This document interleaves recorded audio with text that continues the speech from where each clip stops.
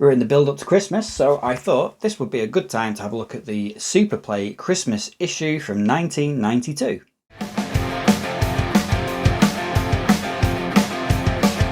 Hi everyone, hope you're doing well. I'm the man they call Pixel Paul. Thank you for pressing play once again.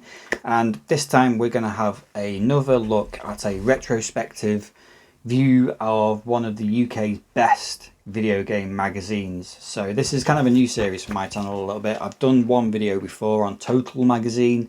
This time I want to look at an absolute classic. This, for a Super Nintendo owner or someone who had a Super Nintendo back in the day, this is a real proper sort of nostalgia trip really.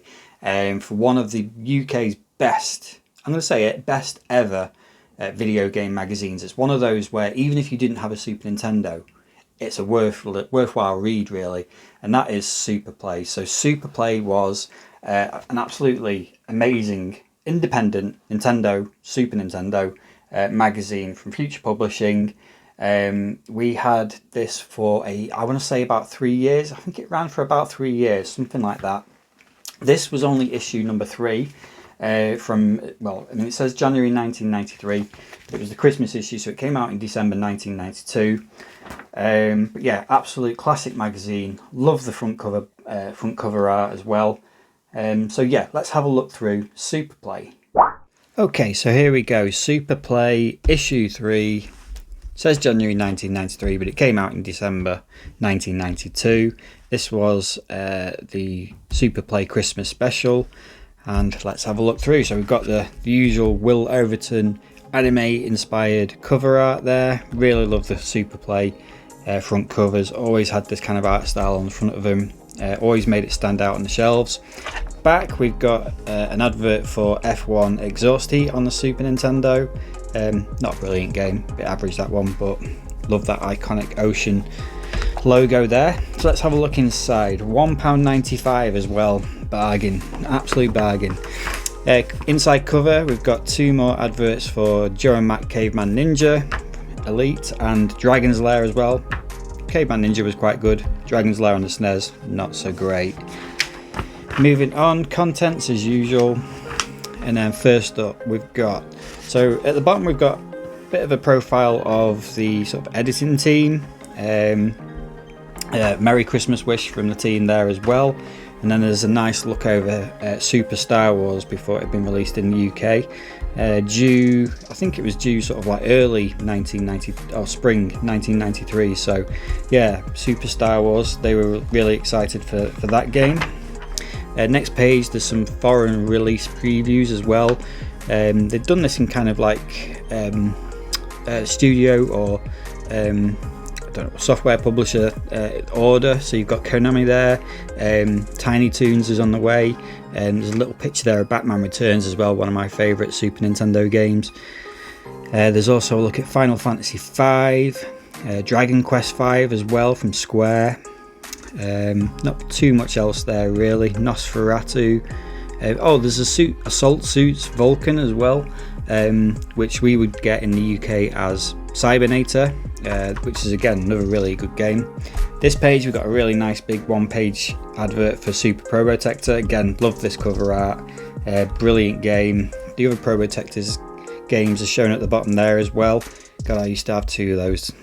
Really regret selling those 2 games on the NES. I've still got the Game Boy game though. So yeah, Probotector there. Then next up, because it's the Christmas issue, they are sort of giving a bit of a guide of what bundles you can buy. So you've got like the Solo set, Super Scope set, the Street Fighter 2 pack, which is the one that I got for Christmas that year, $159.99. That feels like a bit of a bargain that now. And all this is a bit of a guide to what to get in terms of like the Super Nintendo. So yeah, quite useful this. Some interesting deals that you can get from, well, you used to be able to get from Comet, Boots as well in the UK, Dixon's.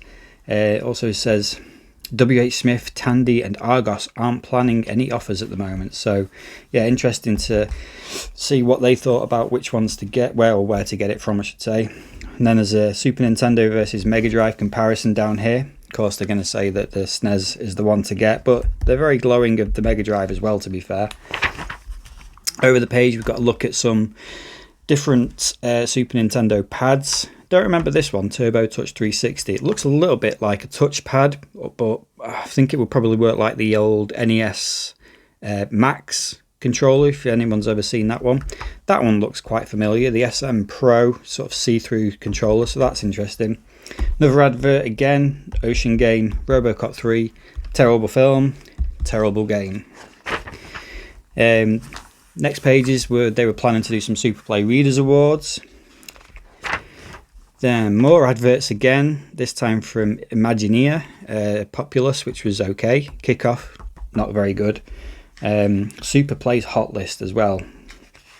Their top 5 games at the moment: Mario Kart, Zelda, Mario World, Desert Strike, and Rampart. Not sure about Rampart, but there you go. Quick look over the Future Entertainment Show 1992, FES. Gosh, I remember every year the FES was like the big sort of electronics and gaming kind of show back in the day. Usually it's Earl's Court, I think it was. Yep, Earl's Court in London. Yeah, this is where they'd showcase a lot of the new games coming out.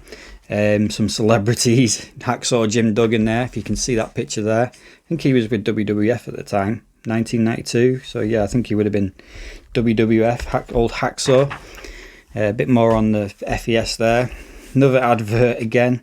That's the thing with UK mags. They did get a lot of adverts in the magazines, but interesting to see some of the stuff that's on sort of like competitions and things like that. Thunderbirds was big in 1992 at that point.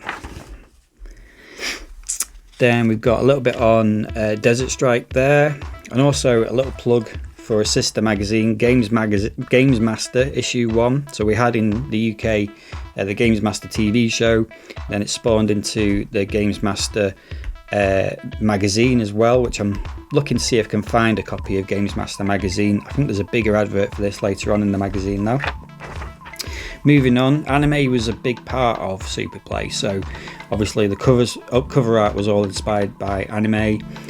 All the editors and contributors had their own sort of anime characters as well. So anime had a big part of this magazine as well. It was very sort of heavily inspired by Japan and Japanese culture.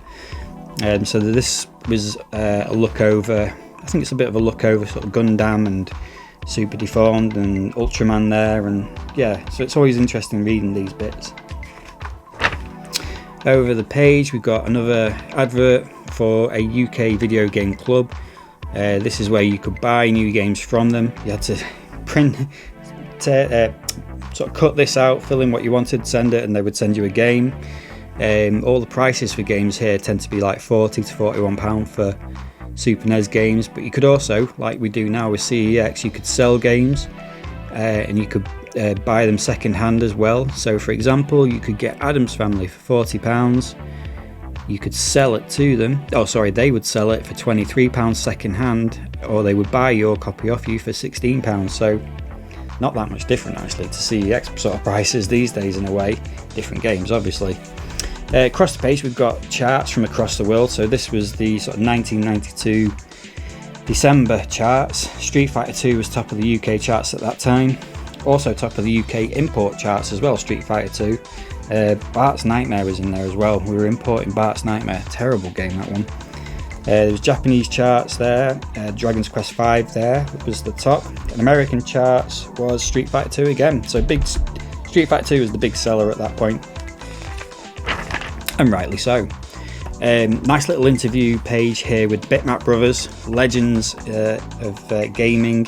They made games like Gods, Speedball, Cadaver, Chaos Engine. And interesting, I'm sure I read it here somewhere that they actually asked them about games they would love to do for the Super Nintendo, because obviously they made Gods and they converted the Chaos Engine as well, but asked what they would like to do. They said, we'd love to do Speedball 2, or rather a specific SNES Speedball 3, totally reworking the idea for the new machine. Obviously it never happened, sadly, and what a shame, because Speedball 2 is an absolute classic. Moving on, little article on the potential for a CD-ROM add-on for the SNES. So the SNES had only just sort of arrived in the UK, and already they're talking about a CD add-on. We know what happened there, and it kind of ended up being the PlayStation. but yeah, it shows you a few different machines like CDI, PC CD-ROM, NEC PC Engine, Sega Mega CD, Commodore Amiga CD TV as well. So yeah, some interesting ideas, and the fact that they were thinking about potentially something for the SNES at that time as well, quite interesting really. Again, this is looking at the sort of CD format. A big advert there again for Turtles in Time, which these days, you know, we all look at that as being a bit of a SNES classic. Very expensive to try and buy these days, especially boxed. Moving on, now with Superplay at this point, obviously it was only issue 3. I always feel that Superplay felt a little bit very sort of random, so they've moved straight on from, you know, looking at CD consoles and straight into reviews, and there was no sort of like different sections for different reviews and that sort of thing. So they've gone with an import review here of Mickey's Magical Quest, which is an alright game to be fair. Quite a colourful little platformer, in the sort of same vein as Castle of Illusion and World of Illusion. This was sort of the SNES's version of it. They gave it a very sort of reasonable 89%, which is probably about fair to be honest. I'm just going to move this over a little bit. But yeah, they give you loads of different pictures from in-game, and then the main review would be sort of towards the end of the few pages. They give it 89%, graphics 95, sound 91, gameplay 92, game life 78. So yeah, they gave it an 89, which I'd probably still agree with today. Moving on, next review, again another import review, Super Double Dragon. They gave it 68%. I think potentially that's a little bit generous. I remember playing this back in the day and it wasn't very good, sadly. Slightly better than the NES version, obviously, but not much better to be fair. So yeah, 68% they gave to Super Double Dragon. Super Aleste, which is a fairly decent shooter. Some nice use of Mode 7 in it as well. I don't know if you can see that there, but that was always a nice effect for this. They gave it 87%, which again, not a bad score, and probably I would still agree with that. It's probably around, that's probably a fair score for it. Moving on, we've got Cosmo Gang. Again, an import review, so it's possibly not that well known in the UK. Bit of a Space Invaders clone in a way, this one. They gave it 70%. I've never played it, so... but yeah, it looks different, but it is basically a Space Invaders clone. Then we've got UK review, this one, Kickoff. This was the second football game for the SNES in the UK. We obviously had Super Soccer, but yeah, Kickoff was the second game. It wasn't very good. They gave it 52%, which is, yeah, about right, really. Top Gear, they gave 76%. Half decent racer, that one. Home Alone, they only gave 34%. Yeah, that's about fair. It's not a very good game, Home Alone. Faceball 2000 as well. I'm not sure whether that actually got a release in the UK. This was an import review. I don't know if it got a release in the UK or not, this one. The Game Boy version was pretty good. They only gave the SNES version 54% now. The next 3 pages are a big advert for the Games Master magazine. So again, mentioned this before, that's issue 1. It was a good magazine, Games Master, and it went for a long time. There was loads of issues of Games Master magazine. Went on way beyond sort of the TV show in the end. And yeah, it was a decent magazine. Next couple of pages I think are all about Super Scope games. So again, import reviews. Got Battle Clash, which they gave 48%. They also review some of the games that kind of came with the Super Scope, which weren't very good.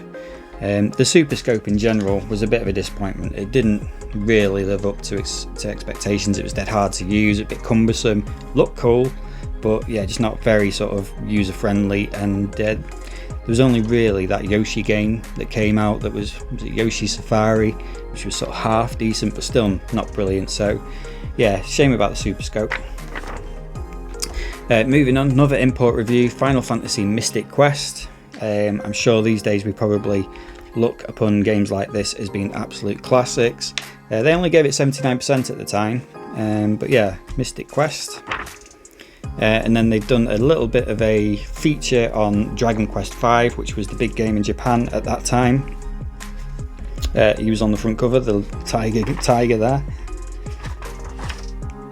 Next up, and this is what I mean about this magazine, they kind of jump from one thing to another. So now we're into a player's guide for Super Mario World, which was obviously one of the big games that we had in the UK at this time. We were a bit starved for games for the first couple of months with when the SNES had come out, but Street Fighter 2 was the game that sort of everybody was buying.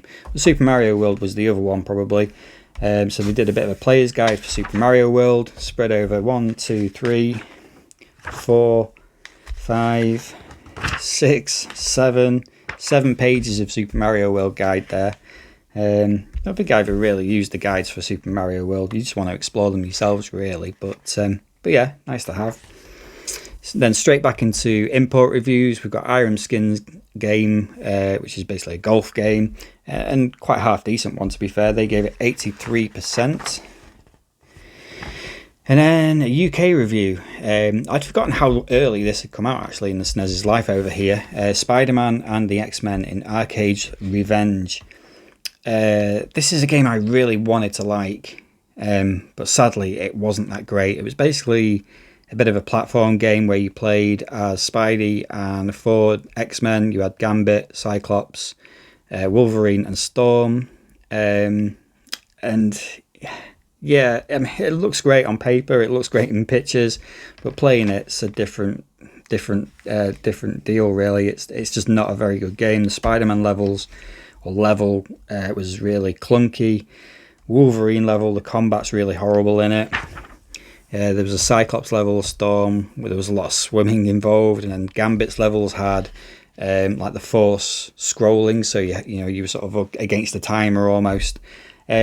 Yeah, I mean it's not a bad game, it's not an awful game, but it wasn't very. It was just very sort of inconsistent. Some levels were all right, like Cyclops' level was okay, but some of the other, it was very sort of inconsistent and not quite a great game to be honest. In the end, they only gave it 72%, which isn't a bad score to be fair. Next up we had Cuba, again import review, Cuba 3, never played that one, they gave it 67%. Super Strike Gunner, again sort of a top-down shooter. I didn't realise this, but in the UK, and this was a UK review, it says here it was an exclusive to Woolworths, which was a store in the UK. I used to work for Woolworths as well, and I don't remember this being an exclusive in there personally, but yeah, they said it was an exclusive for that store. So I don't know how easy it is to come by these days, but I might have a look and see what sort of prices Super Strike Gunner goes for these days. 65% they gave it. James Bond Jr. platform game, not very good, 29%, about fair to be honest. And then Pushover, which was a bit of a puzzle game with like dominoes type things. You can get it on, like, I think, is it on the Midway Arcade Treasures and things like that. It's not a bad puzzle game to be fair, 78% they gave it. Amazing Tennis, again not a bad game, Amazing Tennis. Again, I've not played it, but they gave it 80%. Don't think it was as good as Super Tennis and then Smash Tennis or Smash Court Tennis, but it looks alright. I've never played it though, but interesting. Home Alone 2 they also reviewed, another import review, only gave it 32%. They didn't like the first game, they weren't going to like the second game, so yeah, not very good. Race Driving, again another racing game, a bit more sort of 3D kind of racing game this one, but again 35%, weren't impressed with that. The next few pages we've got Zelda 3 Link to the Past Player's Guide, so I think this is the second part of it because they start at the Dark World in Zelda 3, so obviously a guide for Zelda would have to be quite big, so they must have done a part of it in the previous issue. So there's 3 pages of that. Then there's a big 2-page advert for Total. This is for the Total Special 1993. Covered Total in my first retrospective magazine review video, so if you've not seen that and you want to know a bit more about Total, check that video out. Next couple of pages were, so this is quite interesting because this is something you don't necessarily see in games magazines. This was Game Freak, SNES Tech and Gaming Answers. So this was more sort of questions to the team of Superplay of a more sort of technical nature, so how to hook up your SNES using different leads, or how do you go about using import cartridges and that sort of thing. Just slightly sort of more technical questions about, you know, the Super Nintendo, and like they say there, questions the man in Dixon's just didn't have the answers for. So yeah, quite good little section of the magazine, that quite useful. Next up, we've got like the obvious cheats section. So we've got cheats for UN Squadron, Mario Kart, Krusty's Funhouse, also action replay codes there. More cheats and codes for like Lemmings and F-Zero, Gradius 3 on that page. Then another advert for Total Magazine. This was for issue 12, £1.95 again, December 1992. Obviously about to sort of preview Super Star Wars. So yeah, I remember having that as a big poster. I think when this issue came out, yeah, it says free poster, and it was basically that big picture. Adverts and more adverts. Great seeing some of these adverts though. Dream Machines, Laser Games UK, SF Game Services. The usual sort of readers' letters as well. I've not read all of these particularly, but most of them are sort of, obviously it's early in the days for Super Play, but you know, some of them are really sort of giving glowing reviews and praise for the magazine itself. This one's quite interesting. So there's a picture and a letter here, picture of a little baby boy, and the letter says basically that this lad is the youngest ever player of a Super Nintendo. From Elaine Collins, and the little baby, I don't know if you can see that particularly well, is Alan James. So I'm assuming Alan James Collins. So I wonder if there's any chance Alan James Collins will ever see this video, or do you know Alan James Collins? I'm not sure how old he would be now, but yeah, wouldn't it be cool if we could find Alan James Collins, the star of the letters page of Super Play? So yeah, I wonder if he still plays games. More adverts there, and then as we usually have in the back of these magazines, a bit of an A to Z of games that they've reviewed, games that have come out already. It's weird that they do this. They did it in Total Magazine as well, and I didn't pick up on it. But so during the magazines, in the reviews, they do them as percentages. But then when they put them into these back sort of A to Z sections, they revert to like scores out of 10, which is a bit odd. So I'm assuming if you got like 95%, on here you would get a 9 out of 10. I was just spotted there, Bart's Nightmare. 9 out of 10, wow. It's an awful game. And then they only give Axley 8 out of 10. Interesting. Yeah, a bit surprised at that one really. But yeah, there's loads of different games here. Final Fight Guy, F-Zero's there, Draken, Dragon's Lair, which again I said was rubbish. They gave it out an 8 out of 10. It's not looking good actually for these reviews. Maybe it's just me. What else have we got? Final Fantasy 2, 8 out of 10. Next page. So yeah, just more reviews, more different summaries of all the games that come out at the time. Top 5 2-player games: Mario Kart, Street Fighter 2, Rampart, Super Tennis, and Super Smash TV. 4 of those I absolutely love. Not sure about Rampart personally. Top 5 in-game music as well. So we've got Castlevania, ActRaiser. Yeah, that's a good addition. Legend of the Mystical Ninja, Probotector, and Gradius 3, so that's a decent top 5 for music there. Now moving toward the end of the magazine, this is all about subscribing to Super Play, and if you did, you got a copy of Akira on VHS, which is quite cool. A few more adverts, mainly for video game stores, Megabytes, Skytech, Image Consoles, Console Connections, Power Up, Shekhana, I can't even read what that says. Shekhana, Video Game Center, Wild Games, and then here we've got Datebook as well. So this is like a rough guide to release dates for games coming out. What have we got here? I'm seeing if anything jumps out. Super Star Wars, in the US that is, was due on December the 15th. Not sure when we got it. I think it was a few months after. Ranma, Mech Warrior there, Aliens vs Predator in Japan, That was due on January the 8th. Interesting. But yeah, interesting seeing the dates and some of these games, and I don't think a lot of these probably made it over to the UK, sadly. And then the final page, they just preview next month's. They mustn't quite have known what they were going to have to review, so there's no sort of, oh, there's a few reviews there. Salt Suits Vulcan, Desert Strike, Super F1 Hero, Fatal Fury reviewed as well in the next issue. So yeah, interesting. But that is pretty much Super Play issue 3, January 1993. So I hope you enjoyed that little canter through Super Play magazine from the UK, issue 3, the Christmas issue. It's not particularly Christmassy inside, to be fair, but yeah, it's a decent read as well.